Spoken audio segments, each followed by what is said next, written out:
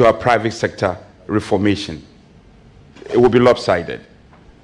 So is it the case that you are not looking at it from just one angle? You're also looking at how the private sector and the public sector can both marry effectively?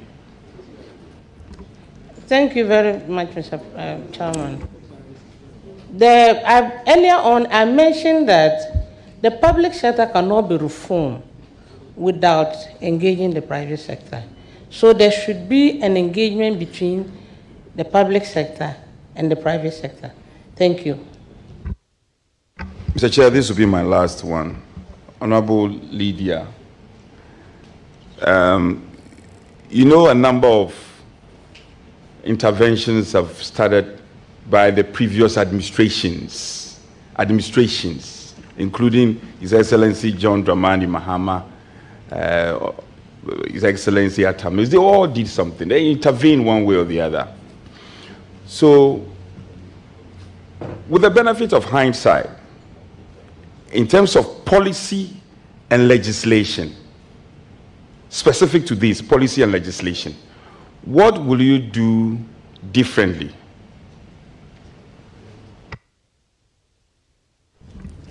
Thank you very much, Mr. Chair. What I will do differently is to employ technology, innovation too, and then to engage with all the sectors.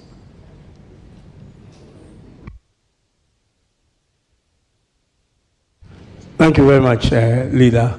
I will now engage Honorable Achampon on the 217.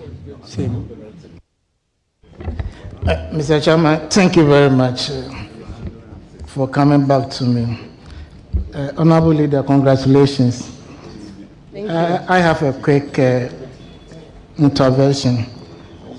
You know, we live in a country where every worker or government employee is asking for better conditions of service. But nobody is talking about productivity. Do you have any plans to reorient the working class so that they will give out their best, increase productivity, so that they also get their share of the profitability that will be generated from their work? Yes.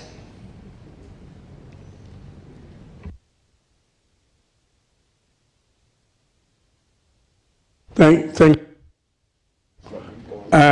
Now I will let Honorable Roxanne, and then I'll come. Yeah, you're done. Yes, he just asked a question.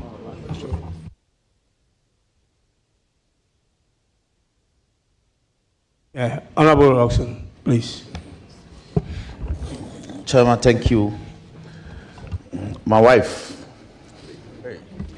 Thank you. Yeah, welcome. Thank you. And congratulations to you. I am certain that our children are watching you from nearby, and they are happy about your performance. I have no doubt you will succeed. Thank you. Now, public sector reforms. It took on this name from about 2005. But from between the middle of the 80s to the 90s, there have been major reforms in our public sector. And so by 2005, when President Kufuor was about to end his first term, as part of the African peer review mechanisms, an office ought to be created under the aegis of the then senior minister, if you recall. And so concrete, deliberate government policies were channeled or were implemented via that office. Now, we've had reforms and within the educational subsector. Today, university admissions are mostly online. When we were entering a university, you had to purchase the form and fill and submit. Today is no longer so. Admissions are communicated via cyberspace. When you pass your West African exams, West African Examination Council exams, you can access your results online. And when you are qualified to progress, GES has rolled out a platform called School Placement. And so you no longer travel to your school to ask your headmaster to admit you. You were placed, and then you only go for your admissions. Now, you no longer go to notice board to check whether you've been admitted or not. Land administration, major reforms. I recall championed by my own professor, Professor Kwame Jan, led the major land reforms. Land transactions are generally becoming smoother now, even though we still have bottlenecks. The judiciary, today court processes are filed online. Judgments are delivered via online. Or lawyers receive court judgments online. As part of our rules of procedure today, a defendant or a party to a case can be served online. Those are major reforms. In fact, as part of the first phase of the reforms, when the computerization project was introduced in the 90s, it led to the construction of the modern court complex in Accra under Professor Notes. Major reforms. And just a couple of months ago, the immediate past government was running or had an office for public sector reforms and had a project for reforms for performance. And it was led by the then senior minister, then senior presidential advisor on these matters. So, but the secretariat is there, they are operating. And our national program between 2018 and 2023, the 5-year program is ended. We need a new action plan. Will you consider finalizing that this year under your aegis so that we can have focused and improved sector reforms, especially even Parliament? We are about to go online. Consuls have been provided. Members of Parliament now can read proceedings on their consuls, correct votes and proceedings online. And statements of colleagues can also be posted online for members to comment on, so that this can be further improved. Because for me, in the public sector, the only constant is positive reforms. Will you consider doing that? Thank you, Mr. Chairman. Yes. The NAP 4 is ending in June, and the NAP 3, the NAP 5 has already started. It's supposed to start this February. So by the end of December, or at the end of the year, we are supposed to assess the implementation of the NAP 5. And it's one of the briefs that I had from the Secretariat.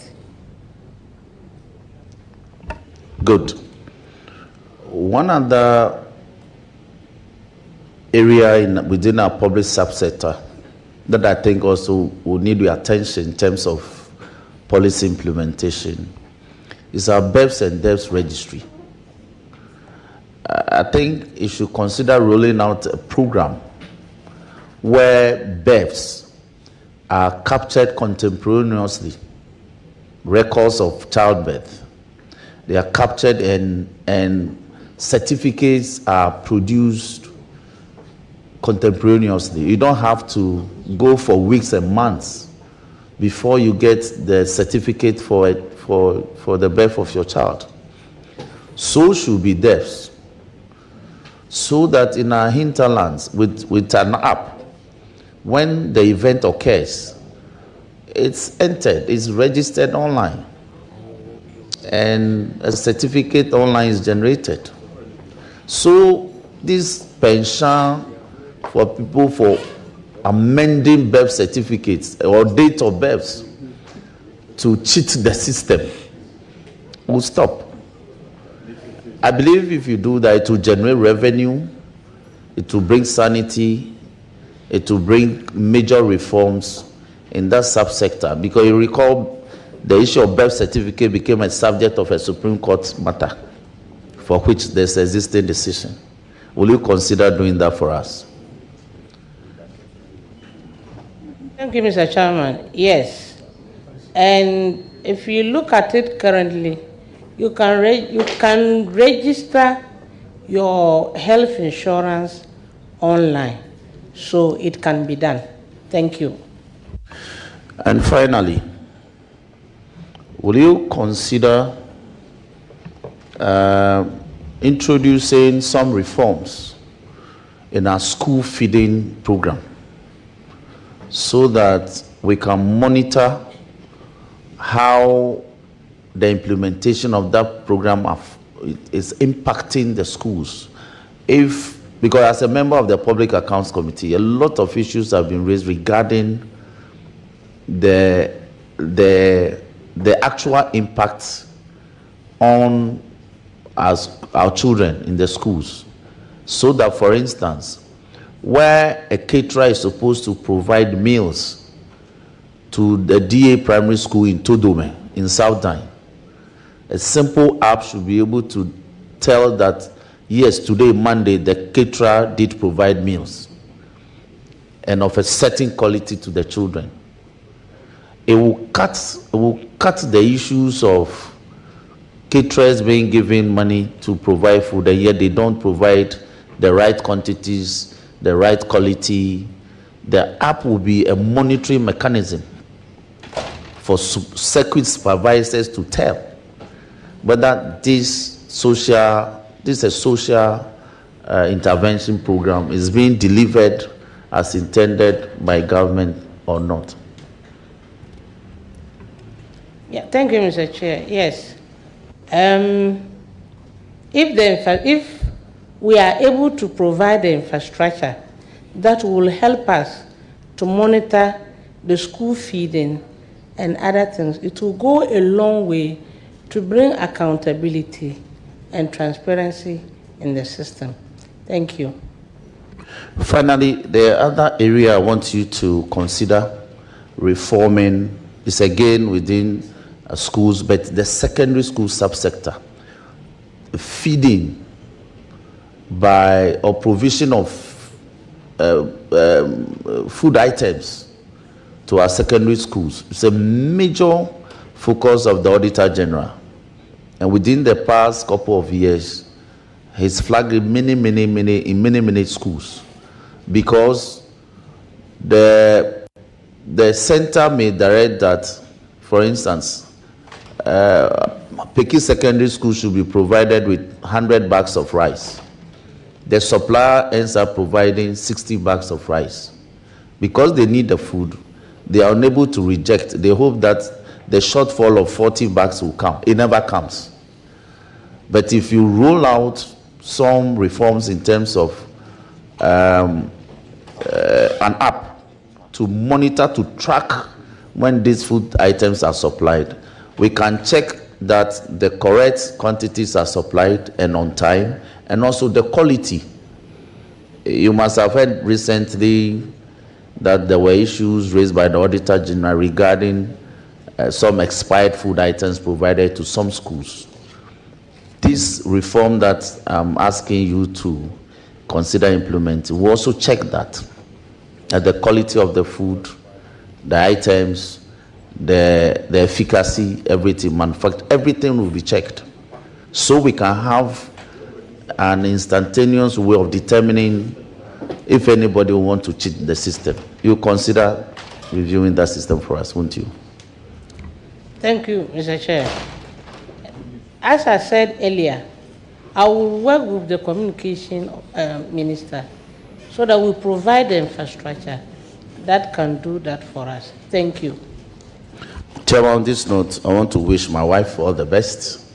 I thank you for the opportunity. Thank you, Chief. I will now come to my left again and engage Honorable Patricia. Thank you. Thank you very much, Mr. Chairman, I hear I'm supposed to call my wife in quotes.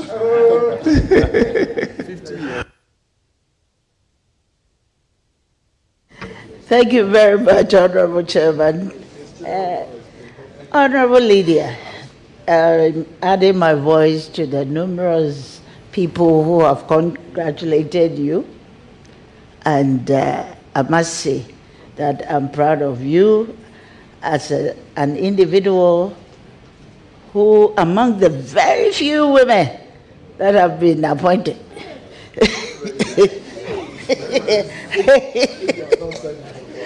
I know people are asking because, yes, and I must say that on somewhere in February, sometime last week or so, you faced a criticism from a private legal practitioner in the person of Martin Pebu, who questioned your suitability for the role of the Minister of State for Public Sector Reforms. Mr. Pebu argued that based on your credential,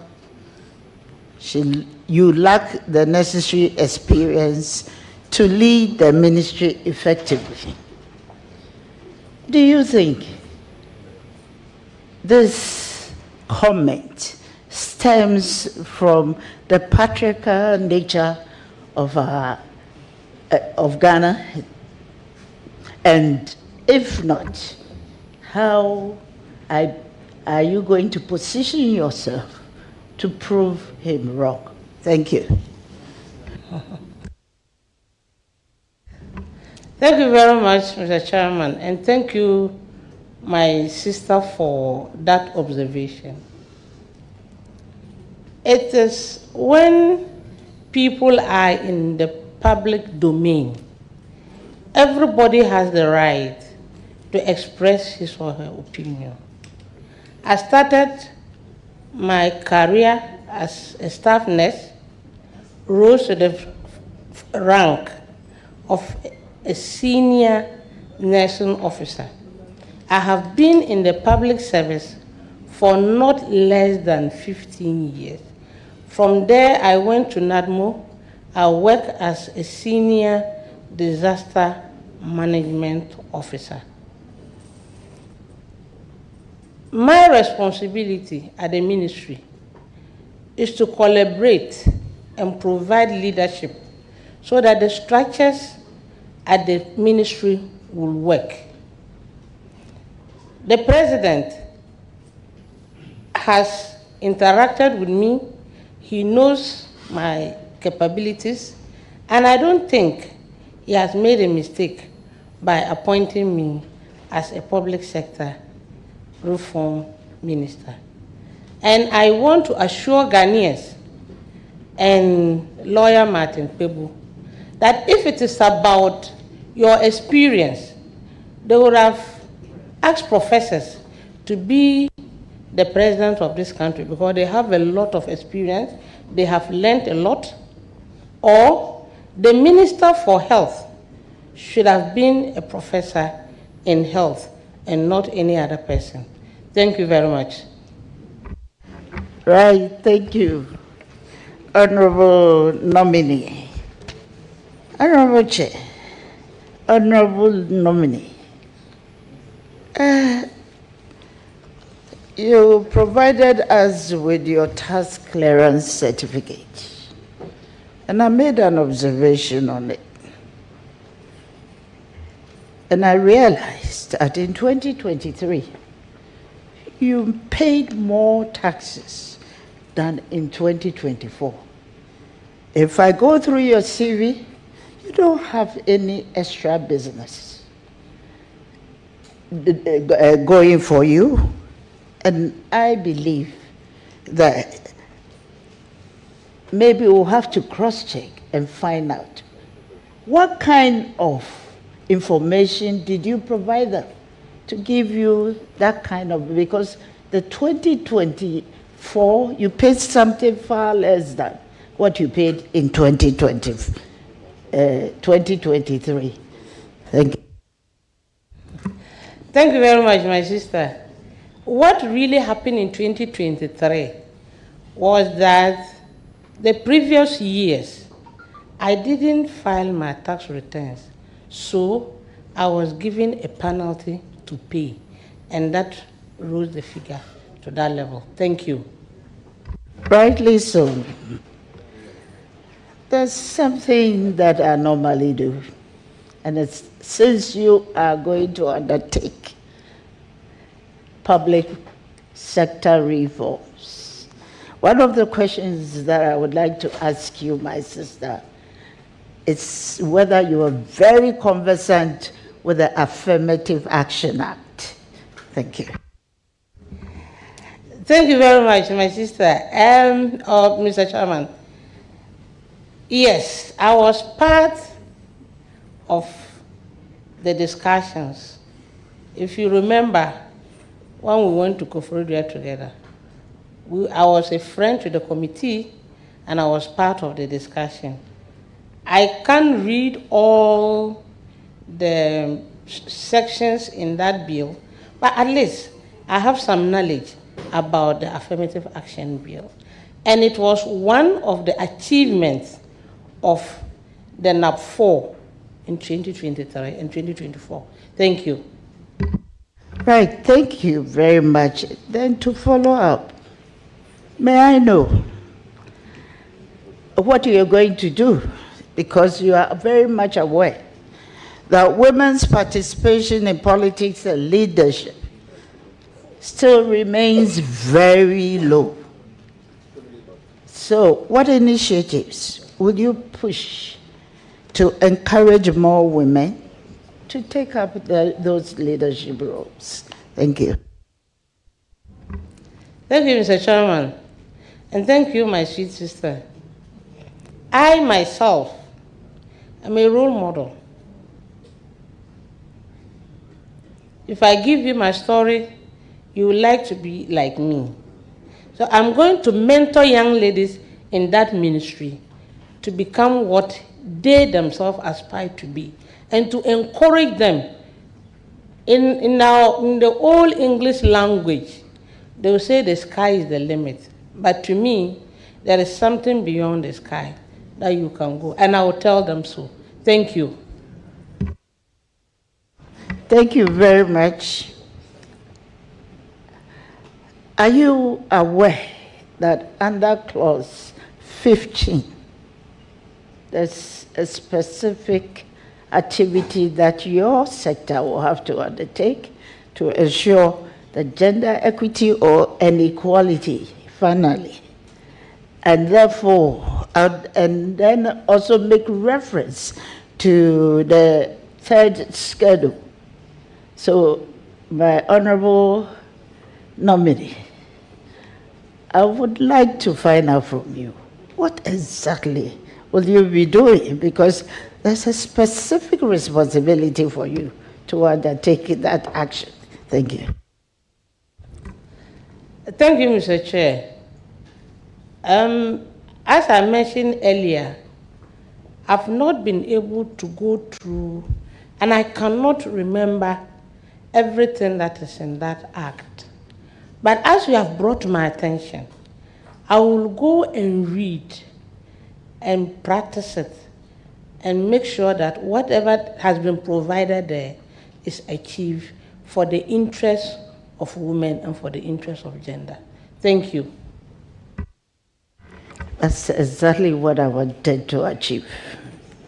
If it's happening on your blind side, I want to bring you to speed on that. And one aspect that we are also trying as much as possible to ensure that there will be reforms in that. Is that what strategies will your office adopt to ensure public funds are equitably allocated to programs specifically targeting welfare and women and children? Thank you. Thank you, Mr. Chair. For the ministry, I think there are already programs and policies at the ministry that is also geared towards women and gender issues. And when, by God's grace, I am approved, I will make sure that I will carry on that to the latter. Thank you. And finally, Honorable, we are very much aware of how you became an MP. And you have been found on record to indicate that you have performed far, far, far better than your predecessor. Could you please let us into what difference you have made in that respect? Thank you very much. Thank you very much, Mr. Chair. My sister wants to know the activities that I've carried on in my constituency.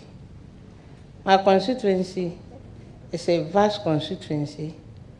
I have a lot of activities to my credit. Currently, I have 2 chiefs compounds to my credit. I have given the constituency its facelift for 1 chief's compound. I have produced 500 dual decks for the schools. I have 172 students that are supported for the past 4 years.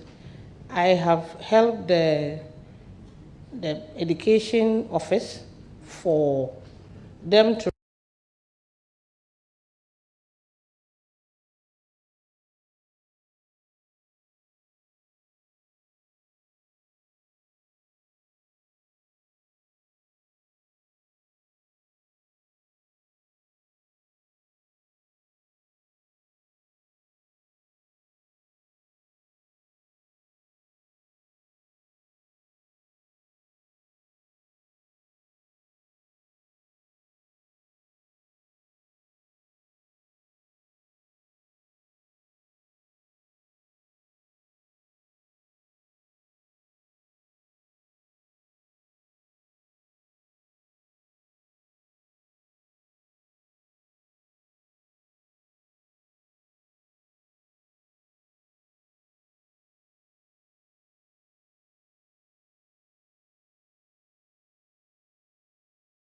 The government started the digitalization agenda. Digital transformation has the potential to revolutionize public service delivery. Yet many regions in Ghana still struggle with limited access to modern digital infrastructure. What initiative will your office pursue to modernize government operations, and how will you ensure that these digital advancements benefit both the urban and the remote communities across Ghana? Thank you. Honorable Nominee, just a second. Honorable Leader, His Excellency President Nana Akufo-Addo continued the digitalization agenda. It has long started, and presidents contribute to it. Thank you. Yes, duly amended. Thank you. Thank you, Mr. Chair. During one of my answers, I mentioned that digitalization is a key driver to our public sector. But I cannot just say that I'm going to leverage on digitalization alone. It is from the Ministry of Communication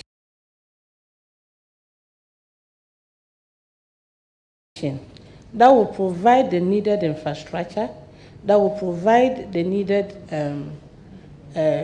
communication gadgets that we can leverage on to be able to bring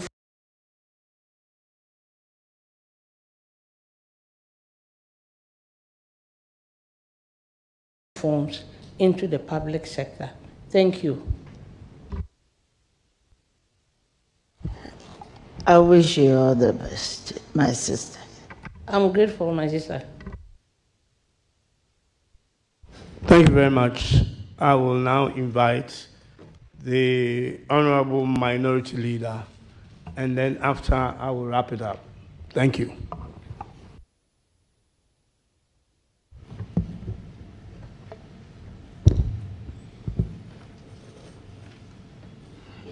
Honorable nominee, on your CV, your last date of employment as a nurse was in 1998. Do you maintain that?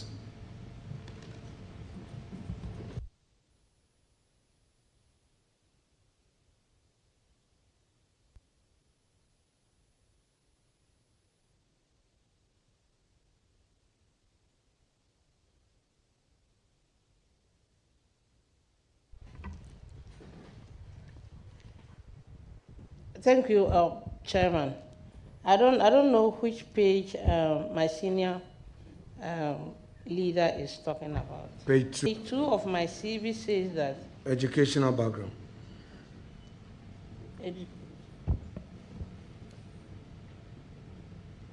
Educational background. My last. The other institutions that you have. Yeah, but my last educational. And then you indicated the employment.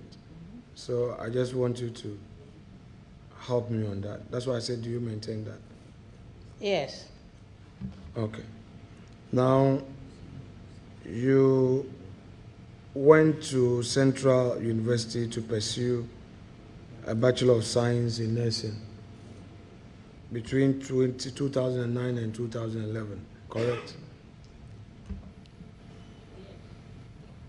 Yes, Mr. Chairman. Were you on steady leave with pay, or you went on your own? Please, I was on steady leave with pay.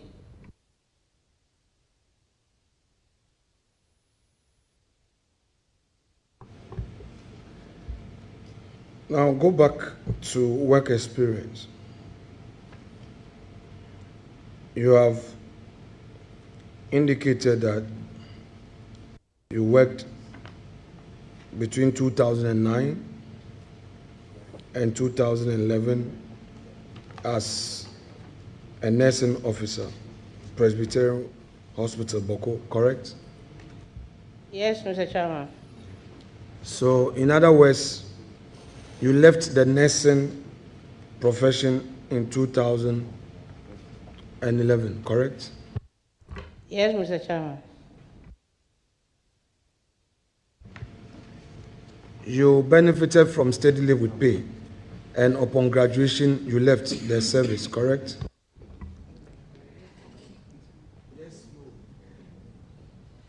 Yes, Mr. Chairman.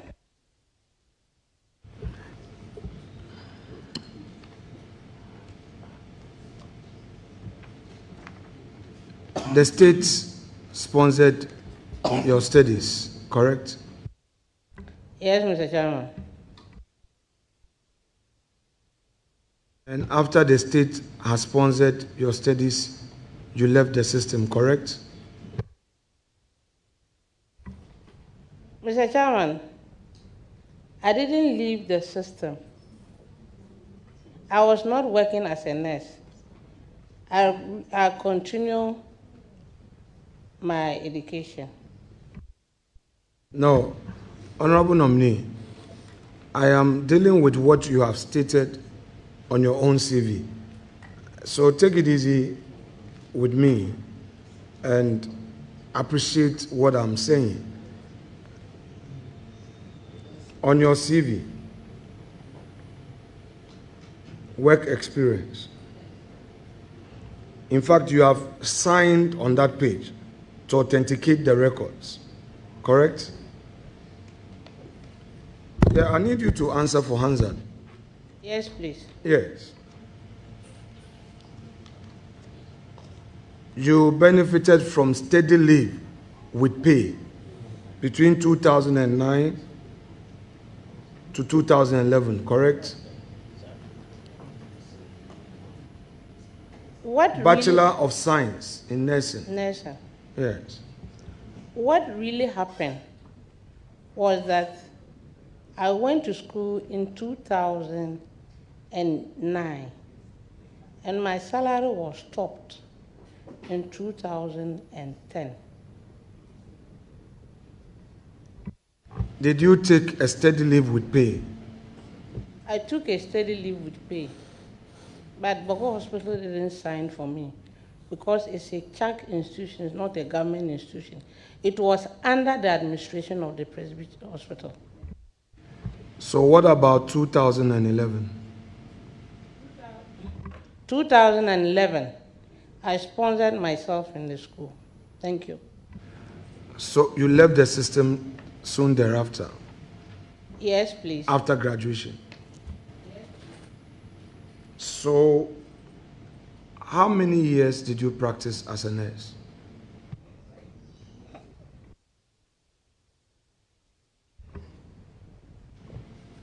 So your public service experience as a nurse is 11 years, correct? Yes, please. You okay or no gan? Ni ngbefa ni otaye gan. Ofa ne no mi o e colleague on kan mami. So Kan yami me. you no ochu nu ye jame. Ofa ne da bi no mi ya school. Ni le na ote bokuno ya ote school ye jame, correct?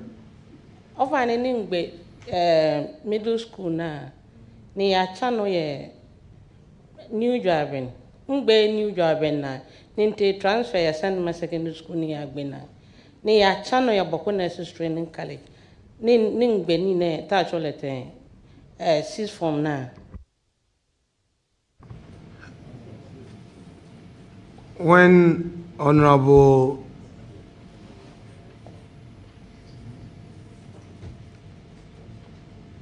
Patricia PJ was asking you a question,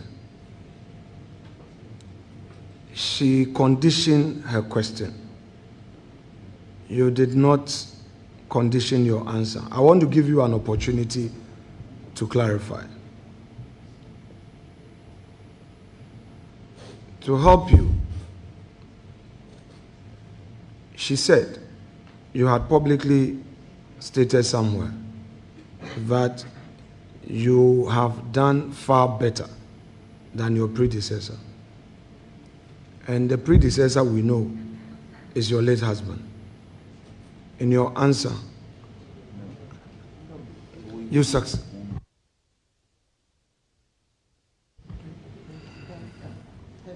Thank you, Mr. Chair. I'm not done.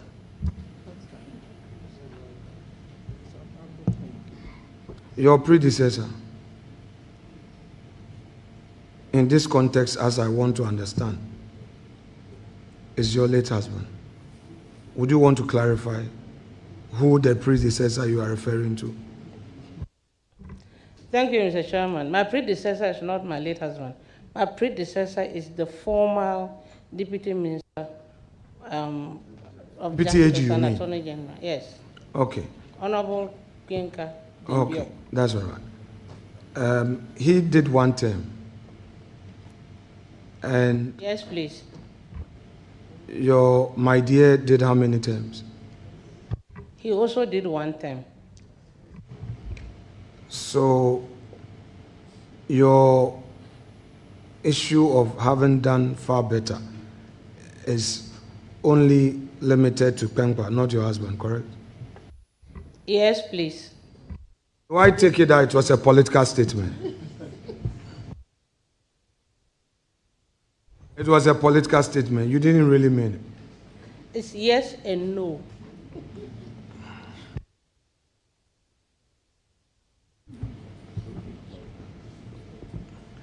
You had an issue with Mr. Martin Kwegu's comments. No, please. No, you did, because you said if it were to be so, then we should be having professors to man our ministries, and the health minister should have been a professor. Are you therefore suggesting that you need to only be a professor to have the requisite knowledge? I just wanted to understand what you meant. Honorable Member of Parliament seated right by the nominee, be reminded that the nominee is on oath, and if you will be engaging in this, you will not be helping. No, please, Honorable. He's capable. She's very capable, please. She's very capable. Yes. Yes, proceed. I'm done with the question. I'm saying that you were suggesting that it only takes a professor to be considered for a political office. That's the impression I got. Not really, but if his statement says that I don't have the requisite experience, I believe that he meant somebody who has the experience, a professor who has the experience in public sector reforms. Okay. Now, you indicated on your CV that you read LLB at Mount Crest. You were done in 2016. Why didn't you do the bar? Thank you very much. I tried bar exams, but unfortunately somewhere along the line, I had private issues, and came the big blow when my husband passed. So I didn't have that requisite mind to study and go and write the exams. But I'll still go back and write the exams. Thank you. All right. Try and pursue the bar exam.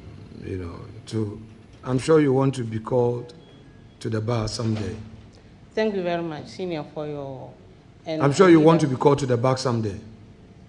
Yes. Very well. Thank you. Are you really interested in this, your nursing profession at all? I am. Leader, thank you. Should there be a change of mind by His Excellency the President to move you to the Ministry of Health, how would you find it conducive to your profession as a nurse? Thank you very much. I will still work perfectly at the ministry because I still have the experience. Thank you. You have been on the countryside, and on this point, let me say that Honorable Ladi made a submission on the floor. I sat there and I was very touched when she spoke with passion about healthcare professionals in our rural communities and how our people are suffering. Is it really the case in your area? Yes, please. So would you encourage more recruitment of nurses in our deprived communities? Yes, please. Would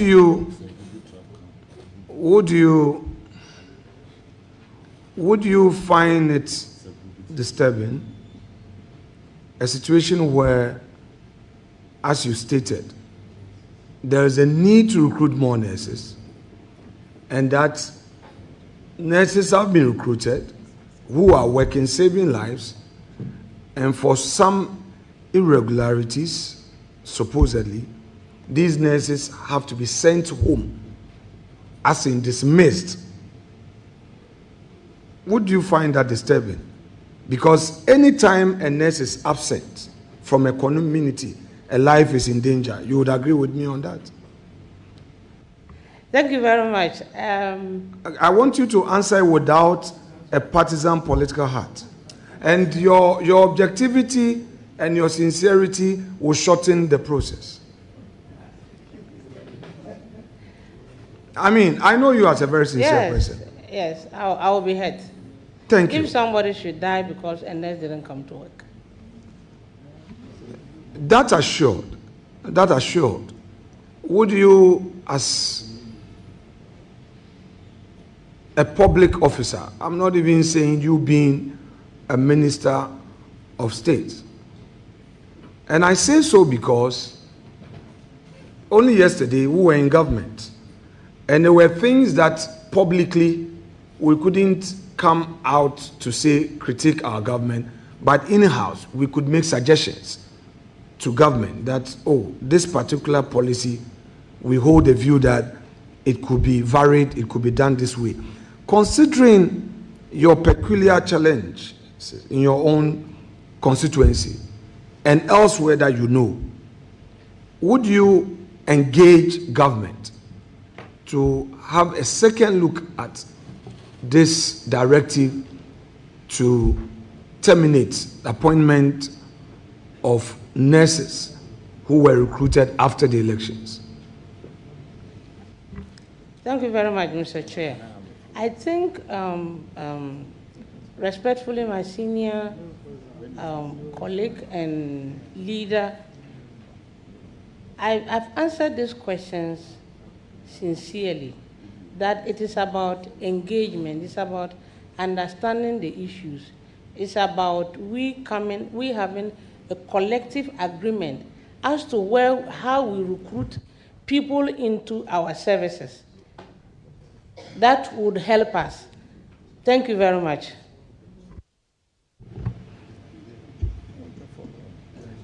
Now,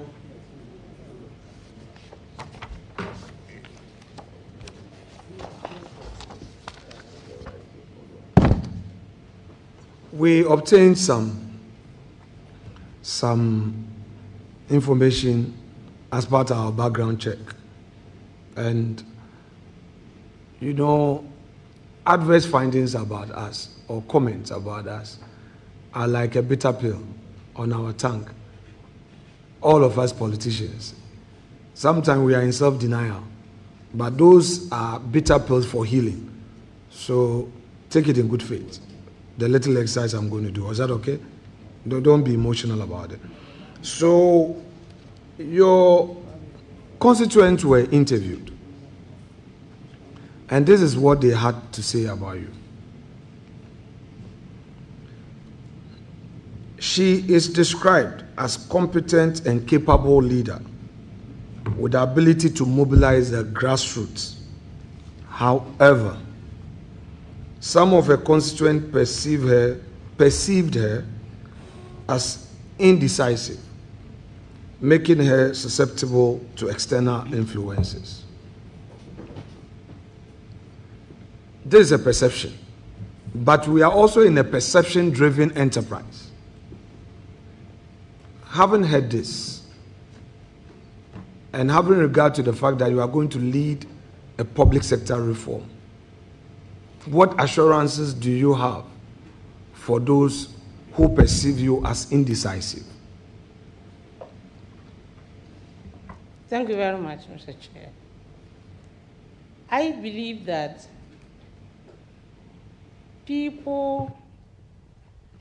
when people are interviewed, everybody has something to say. There's a good side of me that said I am capable. So I want to assure you that I am capable of handling the ministry that I'll be going to take care of. Thank you. The next one, we are all sinners. And for the next question, I'm sure all of us, the 275 of us in the chamber, will be considered guilty of this crime. However, you are on oath, so I would put it out. A section of NDC party supporters and sympathizers have accused her of not answering their calls. What do you say to that? Thank you, Mr. Chairman. My leader has already answered the question for me. He said we are all sinners. And I pray that those people that I didn't answer their calls will forgive me. Thank you. But what assurances have you for them?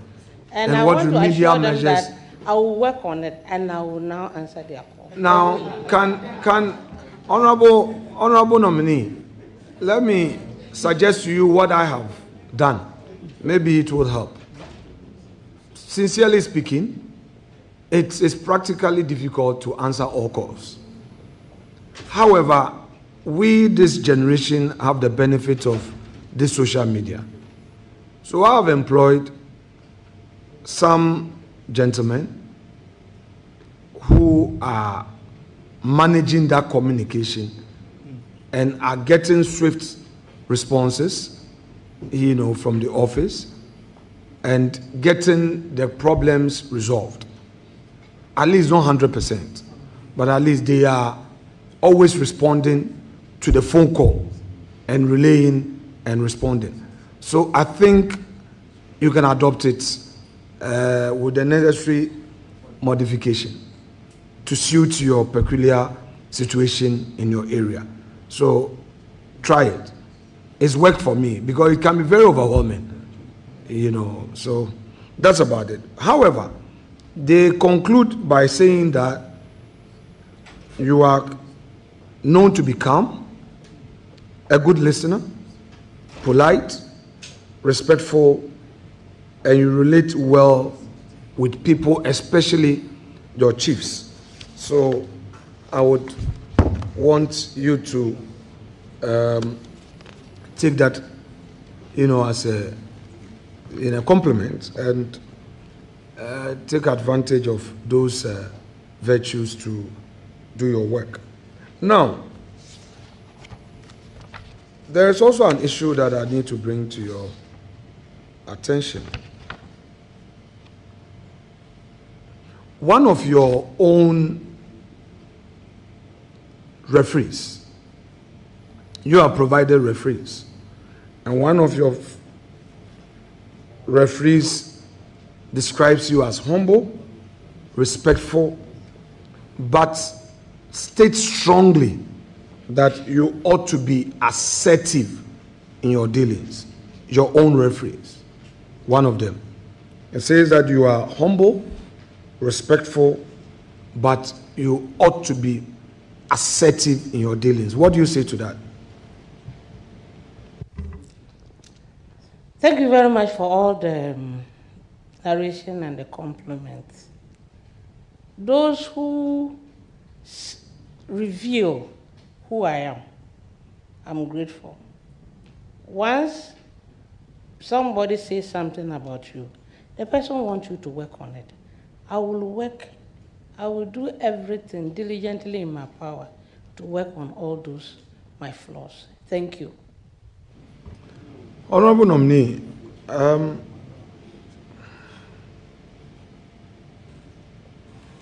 you have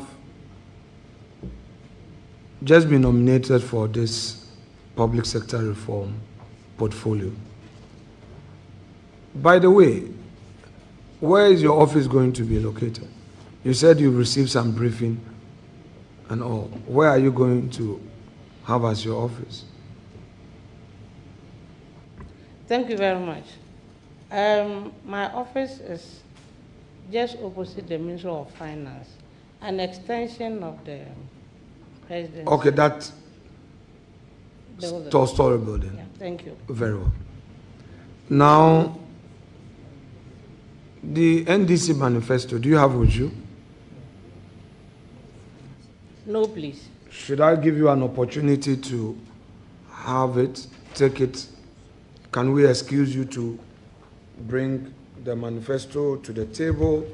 Because we have some very important questions to ask about the blueprint that brought you to power. Chairman, may we grant nominee leave to have with her the manifesto of her party? Granted. Thank you.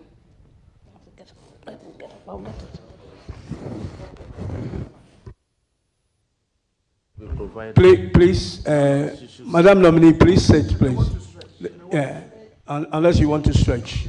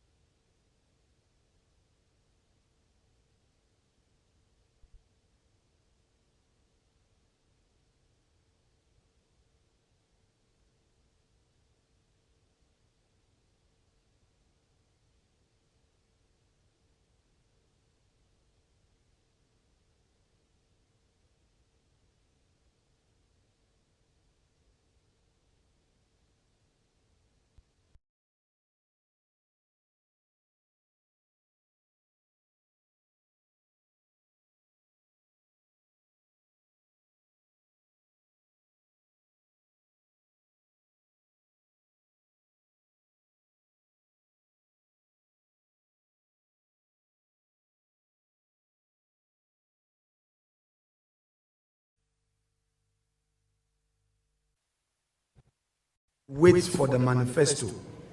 That's what she just said. Honorable, please speak for the records. Honorable member wanted to know. Honorable nominee, please speak into the mic that you need more time to make your manifesto available. Please wait, the manifesto is coming. Please, do you have the manifesto nearby? Oh, okay. Yes, please. You have the manifesto. Now, this document that has been handed over to you, is this your first time of seeing it? The one that has just been brought to you? No, please. So, take us to the provision in this document that deals with public sector reforms.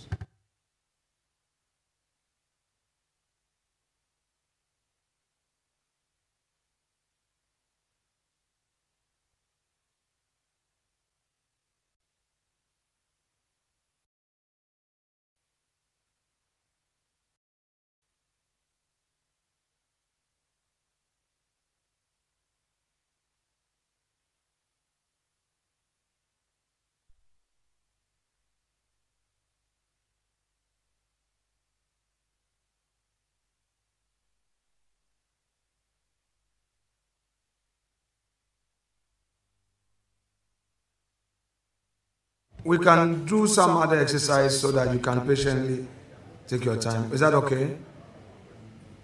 Should we proceed so that you can take your time and check it later? Yes, please. Okay. Were you involved in the manifesto enactment?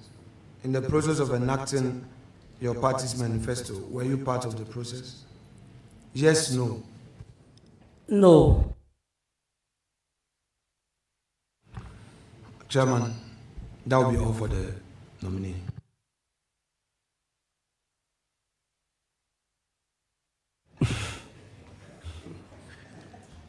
Thank you very much. Honorable nominee, congratulations. Thank you, Mr. Chairman.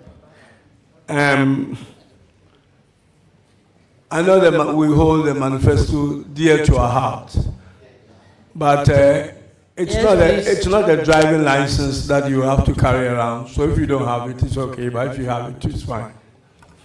Mr. Chairman, respectfully, I left it in my office. That's great. Just, I want to follow up on a question leader asked you about if you should lose your work. I remember I'm sure you remember the question. In the circumstance he described, will you be sad? And you said yes.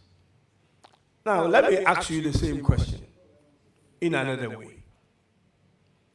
If you lose your job under the same circumstance he described, but you find out later that the proper process was not followed for you to get a job, and that you probably got a job at the expense of someone, would you still be sad? Thank you, Mr. Chairman. I mentioned earlier that we had issues at the public services because of political interference and political influences. We have favoritism, we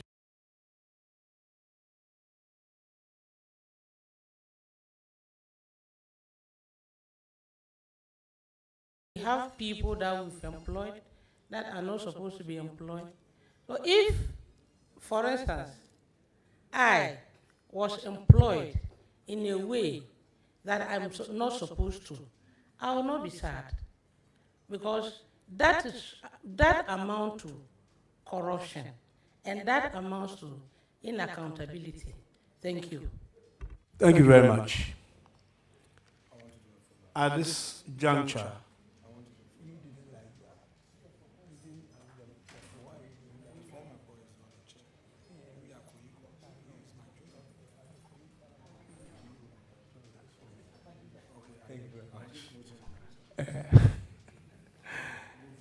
Thank you very much. At this juncture, I think that we have exhausted all the questions, on the floor this morning. And Chairman, with respect, except that in good faith, I yielded to you. But if next time you surprise me by playing number 7, the situation will be different. I rest my case. Thank you, leader. At this juncture, I will go on to mention the names of friends and family who joined you this morning to support you. I have here Boko Naba's representative, Tempani Naba Abugiri Kletos. Then I have Professor Amedu Ayebo. Then a third is Chiano P. Thomas Moore, the third, Chairman of the Upper East Regional House of Chiefs and Council of State. Number 4 is NDC Upper East Regional Chairman, Alhaji Mumuni Bolnaba.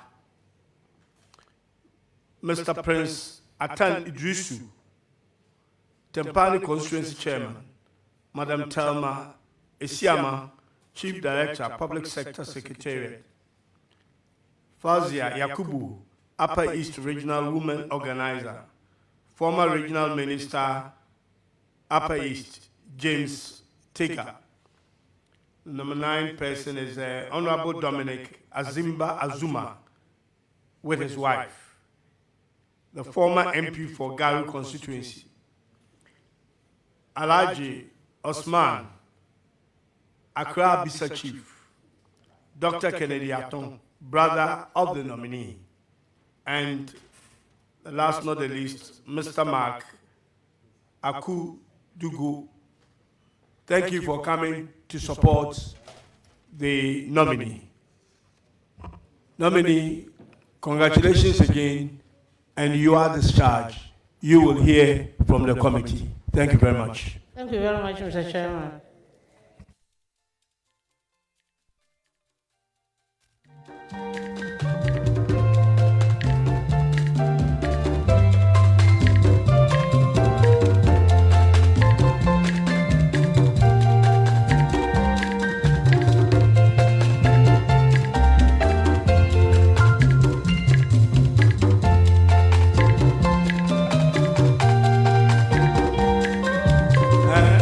Honorable members of the committee, we will meet here after lunch in exactly an hour's time. So we are looking at 2 o'clock, please. 2 o'clock. We are meeting here at 2.